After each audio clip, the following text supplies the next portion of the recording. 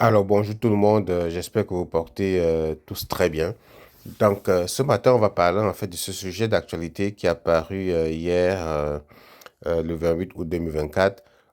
Ceci, comme vous pouvez le voir, c'est intitulé «Le Canada met fin à la politique d'intérêt public permettant aux visiteurs de présenter une demande de permis de travail depuis le Canada». Alors, si vous suivez l'actualité canadienne, vous devez avoir remarqué que depuis un certain temps, il y a des mesures et des discussions qui sont prises autour de ce sujet, pas seulement des visiteurs, mais surtout au niveau de seuil de capacité d'accueil dans le Canada en général. OK? Donc, il y a beaucoup certainement, surtout le Premier ministre du Québec, M. François Legault, qui a rencontré le Premier ministre du Canada, Justin Trudeau, à plusieurs reprises pour se plaindre du fait que le Québec avait dépassé sa capacité d'accueil et que cette province n'en pouvait plus. Il était donc question de trouver des mesures pour réduire le trop-plein d'immigrants qu'il y a dans la province du Québec et de l'Ontario, qui sont les principales provinces qui accueillent massivement des immigrants et qui n'en pouvaient plus parce qu'on commençait à avoir des impacts, soit au niveau économique, soit au niveau vraiment d'intégration sociale parce que ça devenait difficile de se loger. Pas que ça devenait difficile présentement au Canada, il est très difficile de se loger. Le logement coûte cher et une analyse et des statistiques ont réussi à démontrer que le coût de vie, la difficulté de se loger, ça découle aussi du fait qu'il y a beaucoup trop d'immigrants qui sont rentrés au Canada. Alors, il y a donc des échanges pour essayer déjà de voir dans quelle mesure réduire ce nombre d'immigrants-là, OK? Et surtout les résidents temporaires. Qui dit résident temporaire dit les étudiants, les gens qui viennent avec un permis de travail fermé, et également les visiteurs et surtout les demandeurs d'asile. Ce qui fâchait beaucoup dans cette histoire, c'était surtout les demandeurs d'asile parce que on se rendait compte qu'ils devenaient de plus en plus nombreux et ce n'était pas et les demandeurs d'asile rentrent dans une catégorie vraiment d'immigrants euh, non souhaités, on va dire ça comme ça, parce que au moins ces permis de travail fermés, c'est le Québec qui donne le permis pour que vous venez travailler. Même si le gouvernement fédéral donne également des permis de travail ouverts pour certaines personnes. Par exemple, si le Québec vous donne un permis de travail fermé pour un emploi au Québec, le programme d'immigration donne également autorité au gouvernement fédéral de donner un permis de travail ouvert à votre conjoint. Voilà pourquoi pendant longtemps, le premier ministre du Québec a dit qu'il y avait beaucoup trop de travailleurs temporaires avec des permis ouverts et que c'est quelque chose qui n'est pas sur leur contrôle parce que c'est le gouvernement fédéral qui délivre les permis ouverts. Bref, une discussion comme ça qui poussait vraiment le Premier ministre du Canada, Justin Trudeau, dans ses responsabilités et de réduire au maximum. Donc, il y a cette première décision qui a été prise de déjà que les travailleurs, les gens qui sont au Québec présentement avec un permis de travail fermé dans la métropole de Montréal, il y a de fortes chances que le permis ne soit pas renouvelé. Et des gens qui demandent des permis de travail, qui sont encore à l'extérieur du Canada, qui ont un permis de travail en cours ou bien qui veulent demander un permis de travail, il faut absolument que le travail, l'emploi soit hors de Montréal. Donc tout ça, c'est juste pour réduire le nombre de travailleurs et le nombre d'immigrants.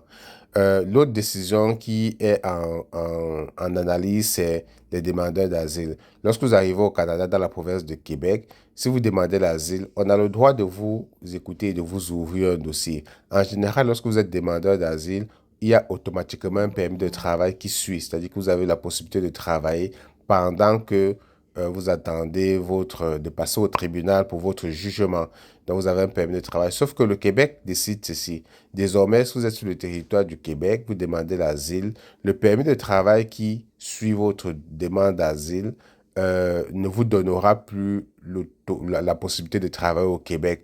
Donc, vous serez obligé de partir dans une autre province parce qu'il faut bien que vous vivez, vous mangez, vous travaillez. Si vous ne pouvez pas travailler au Québec parce que votre permis de travail vous limite, vous êtes donc obligé de partir. Donc, c'est des décisions comme ça pour essayer de réduire les seuils, réduire le nombre de personnes sur le territoire.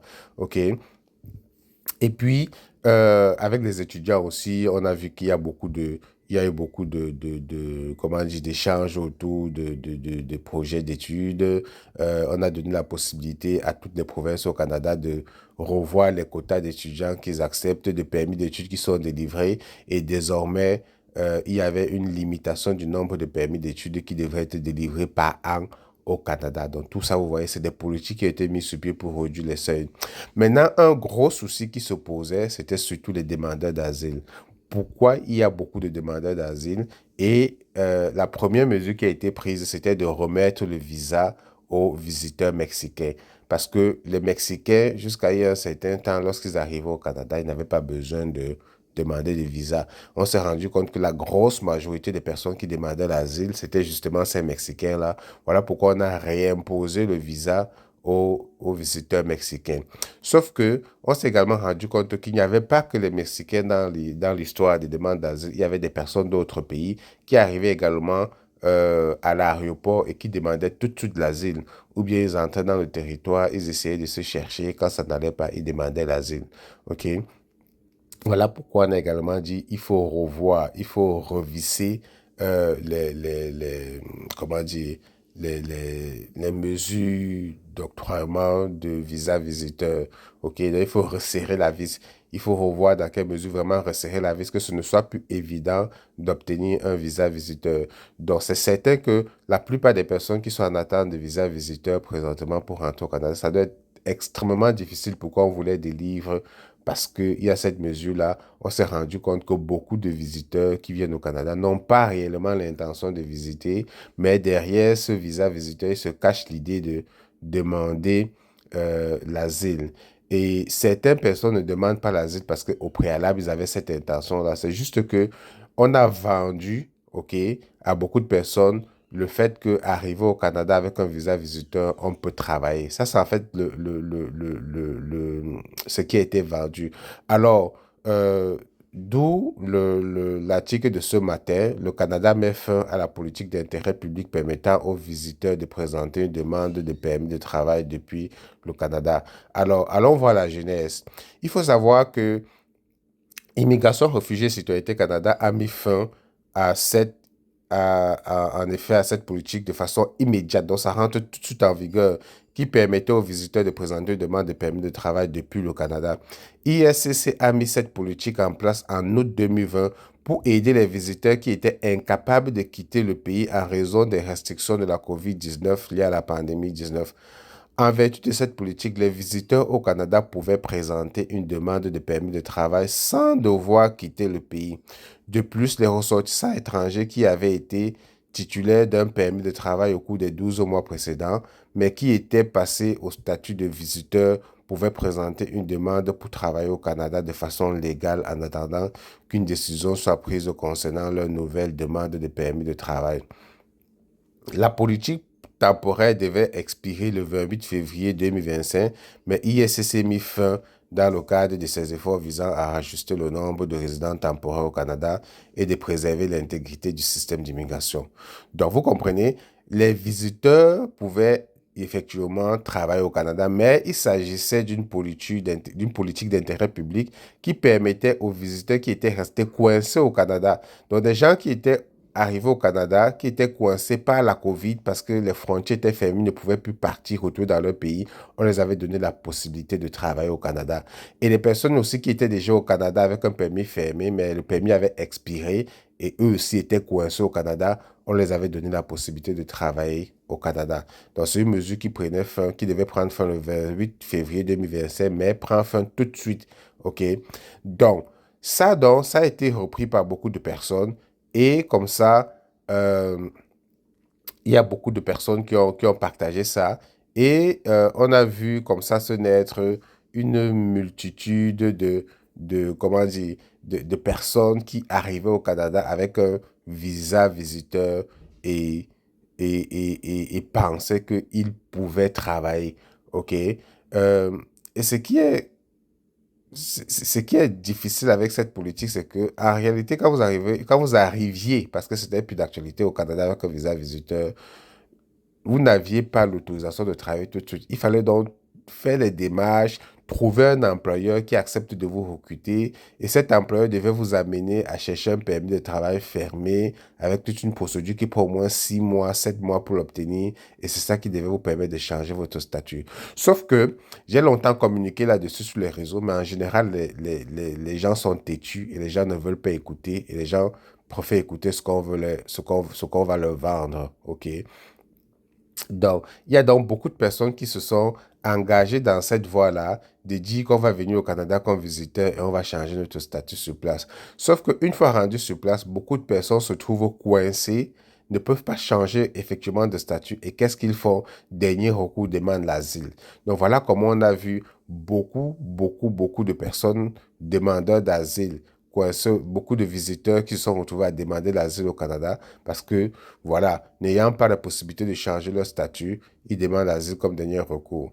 Sauf qu'il faut également noter quelque chose, c'est que la demande d'asile ne vous garantit rien. Vous passez devant un tribunal, on vous juge, si votre affaire ne tient pas la route, vous allez être déporté tout de suite. Et justement, l'une des mesures du gouvernement également, c'est les personnes qui ont un refus de demande d'asile, c'est qu'on les déporte tout de suite. On les déporte tout de suite vers leur pays. OK?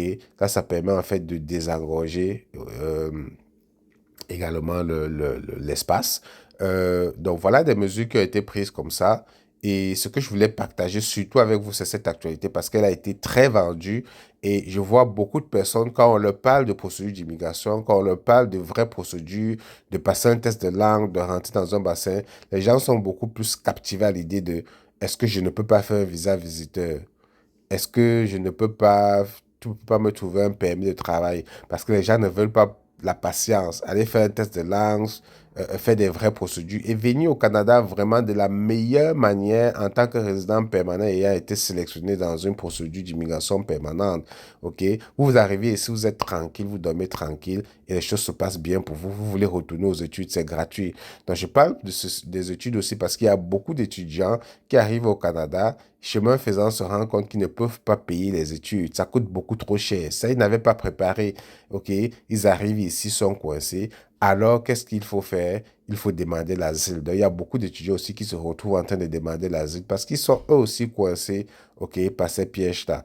Donc, moi, je dis toujours aux gens, si vous n'avez pas les moyens de payer les études au Canada, c'est pas grave. Prenez le temps, étudiez dans votre pays, prenez un BTS, une licence, essayez d'obtenir une année d'expérience, puis venez au Canada comme résident permanent. C'est beaucoup plus simple pour vous, ça vous facilite la vie et vous vivez beaucoup moins de stress avec ça.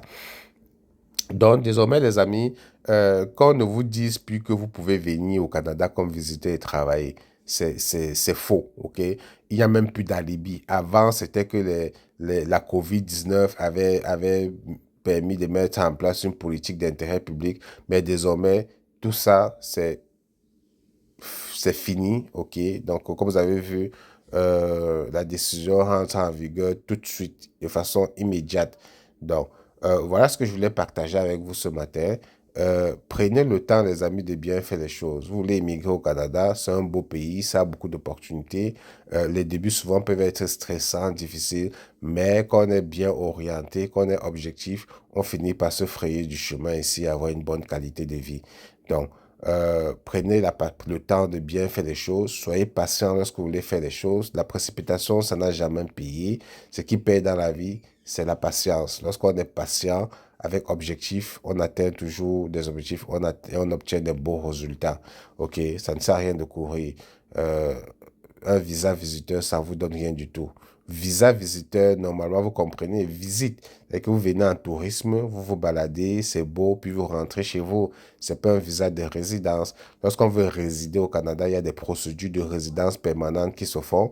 Et si vous voulez vous accompagner avec une procédure de résidence permanente, comme vous le savez, désormais, Exponentielle Immigration, en partenariat avec Dynamique Immigration, on peut vous accompagner dans vos procédures de résidence permanente. C'est moi-même qui tiens les ficelles, je vous oriente et je suis capable de vous coacher de la bonne manière. Si vous remplissez les conditions, je dis oui, je vous accompagne. Si vous ne remplissez pas les conditions, c'est tout de suite non, je ne peux pas vous accompagner. Et voilà. Bonne journée. Puis, si tu as aimé la vidéo, surtout partage. Partage pour que l'information circule. Partage pour que les gens cessent de croient qu'ils peuvent venir au Canada avec un visa visiteur et travailler ou bien et s'installer de façon définitive. Partage pour que beaucoup de personnes ne tombent plus dans ce genre de piège. Like la vidéo. Puis, si tu as des questions, lâche-moi en commentaire. On se retrouve dans une prochaine vidéo, les amis. Salut.